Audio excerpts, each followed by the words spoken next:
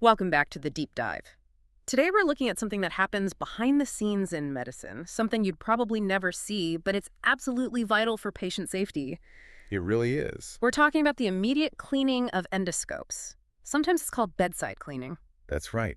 And the sources you've shared, they lay out this incredibly detailed protocol for what's called aseptic pre-cleaning. So this is the first line of defense. It's the very first line of defense. And these principles, they apply to almost all flexible scopes in use today. And our mission for this deep dive is to really unpack that process. It's precise, it's timed, and you need to understand why every single second counts. Okay, let's jump right in then. You said immediate. Why is immediate cleaning not just, a good idea, but mandatory? Why can't a technician just wait a few minutes? Because it's a race against time, a race against something called biofilm. Biofilm. Okay, Yeah. that sounds ominous. Break that down. What is it and how is it different from just, regular grime or what the sources call bioburden? That's a great question. So think of bioburden as the immediate mess, the organic stuff left over from the procedure. Blood, proteins, fatty material. With sludge. Exactly, the sludge. Now, if you delay cleaning, even for a few minutes, that sludge starts to dry out. It starts to cure. It sets like concrete. Precisely. Yeah. And while it's setting, any bacteria in there start to build this protective shell around themselves. It's like a sticky, organized community. And that is the biofilm. So the goal is to stop the sludge before it becomes this biological fortress. That is the entire goal. The source material is very clear about this. If cleaning is delayed, that protein dries up and it becomes, exponentially harder to clean. It lets the bacteria stick and hide deep inside the scope's tiny channels. And once that biofilm is there, is it game over? It's not quite game over, but it's incredibly difficult. Once that biofilm forms, it's really resistant to the powerful high-level disinfection that happens later. So the problem just gets worse and worse with every cleaning cycle because you can't get it all out. Wow. So immediate pre-cleaning is really the most critical defense. It's arguably the most critical point in the entire process. Okay, so speed is everything. What's in the toolkit? What has to be ready to go right there at the bedside? It's a small toolkit, but every single piece is non-negotiable. You need 4 things. Okay. First, an enzymatic detergent. This isn't just soap. It's a special soap-like substance with enzymes in it. Second, a fresh cleaning sponge. Disposable, of course. Right. Third, an air-water channel irrigation valve. We'll get to that in a bit. And fourth, and I love this detail from the source, a clock. A literal clock, not just counting in your head. A literal clock. Because if you're rushed, if you're tired, 30 seconds can very easily become 10 seconds. The clock forces objectivity. It underscores just how precise this has to be. Okay, let's talk about that detergent for a second. You said it has enzymes. How do they actually help win this race against biofilm? So it's all about the chemistry. You can think of the enzymes as millions of tiny biological scissors. Bioburden is basically made of long, complex chains of protein and fat. And these enzymes, they're designed specifically to cut those long chains into smaller, water-soluble pieces. They chemically break the material down before it can solidify. So it can't form that fortress in the first place. It can't. It gets washed away. Excellent. So we've got the kit. Let's start the actual process. Step 1 is the exterior wipe. Right. So the procedure's done. The scope's lamp is off. First thing you do is take that sponge, dip it in the detergent, and wipe the insertion tube. And I'm guessing there's a specific way to do that? Oh, absolutely. It has to be a top-down, one-way wipe. You start at the control body and wipe down towards the tip, Pushing everything off the end. pushing it all in one direction. And once that wipe is done, that sponge is considered highly contaminated. You discard it immediately. No reusing it. A clean sweep, literally. Okay, so that's the exterior. Now we have to go inside into these tiny channels. Let's start with the suction channel. That seems like the biggest challenge. It is. That's where most of the patient material goes. Okay. So for this, you submerge the end of the scope into the detergent. Okay.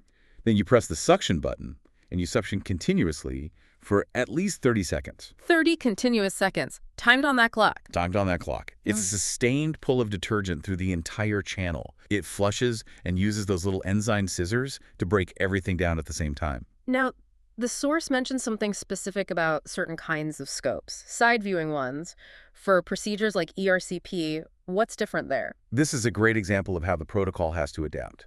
So scopes for ERCP have a little a little mechanism at the tip called an elevator.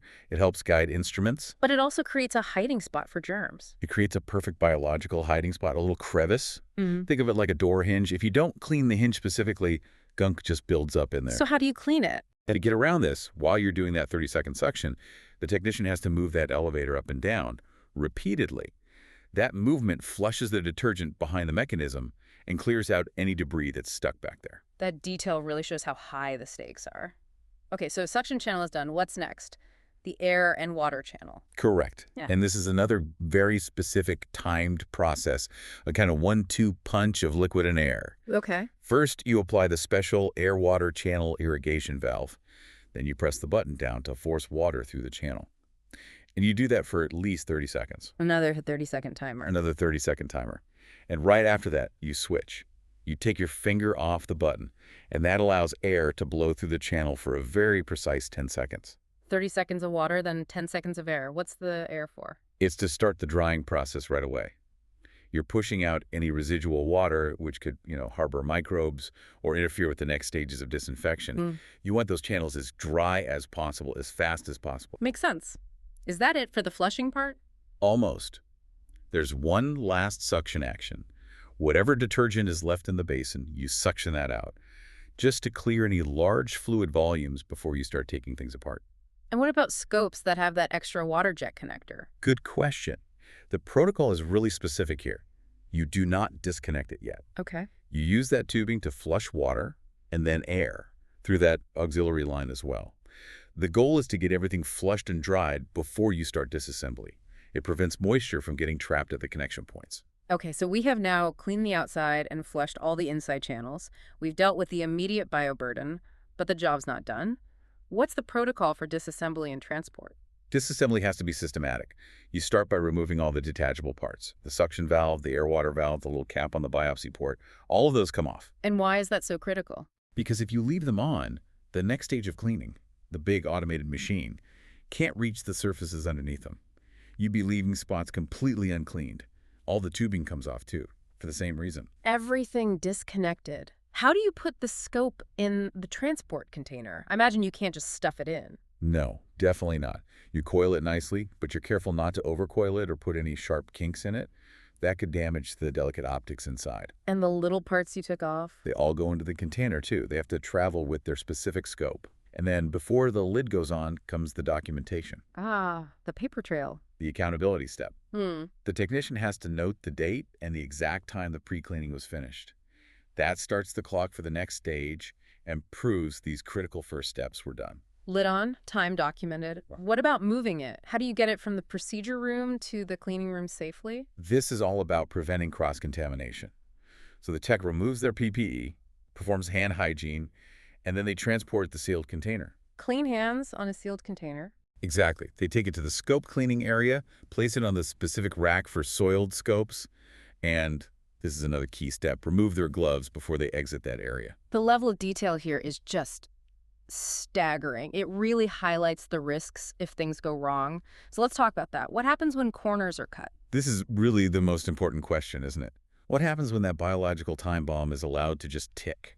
It sounds like it creates a cascade of failures. That's the perfect way to describe it. If you miss a step, you forget to wipe, you don't suction for the full 30 seconds, that bioburden dries up. It basically fixes itself to the inside of the channel walls. And what happens when that scope goes to the big automated cleaning machine? That's where the failure compounds.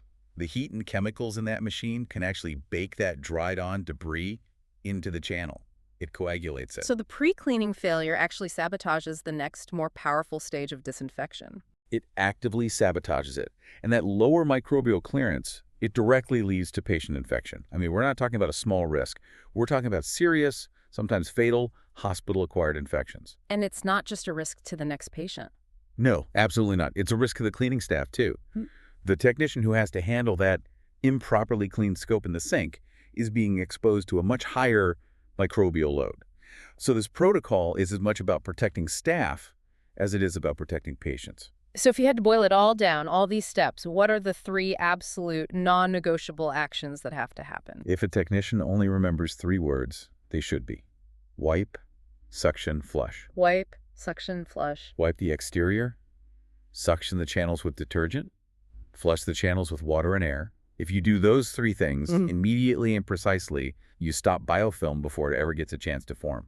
So what seems like a simple cleanup is really this highly structured, time-sensitive protocol. It's designed to defeat these persistent biological threats. It really is. Yeah. And it shows that in infection control, minutes, even seconds, matter.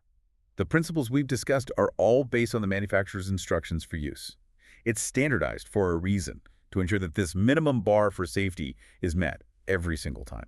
A truly incredible level of detail. Thank you for walking us through that. My pleasure. We've seen just how complex this protocol is, all dictated by biology and chemistry.